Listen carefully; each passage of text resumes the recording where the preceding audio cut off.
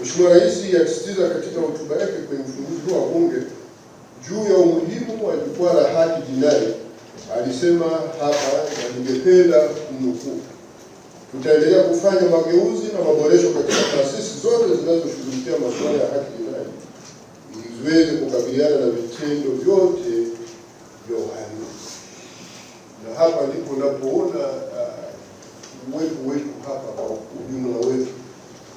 Hapa ziko taasisi ambazo kwa ile lugha wanaziita law enforcement agencies, na hizi taasisi ni muhimu sana katika utekelezaji wa utawala wa sheria ambao katika katiba ya Jamhuri ya Muungano wa Tanzania imewekwa kwenye ibara 26 ya katiba ya Jamhuri ya Muungano wa Tanzania. Kwa kwenye makosa kama haya, mambo ya haki jinai, unaona umuhimu wa hizi taasisi, na ndio maana unaona hapa tulikuwa tukikumbushana kwamba kifungu fulani cha sheria tumekisahau, jamani, wahusika huko mwende mkakishughulikie.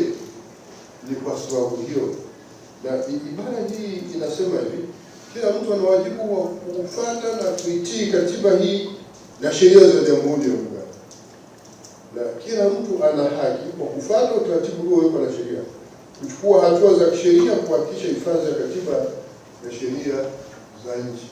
Kwa kwenye haki jinai, hizo law enforcement agencies zinahusika sana, lakini na kila mtu. Na kwa sababu hiyo, kwa mawakili wanaojitegemea, inapoonekana kwamba wanawakilisha watu fulani, wala wasichukuliwe kwamba wao wenyewe ni wahusika wa hizo tuhuma. Tuwape ushirikiano kama ambavyo ni stahili yao, wanakuwa wanatekeleza tu jukumu la kikatiba. Na ndio maana pia tunao hapa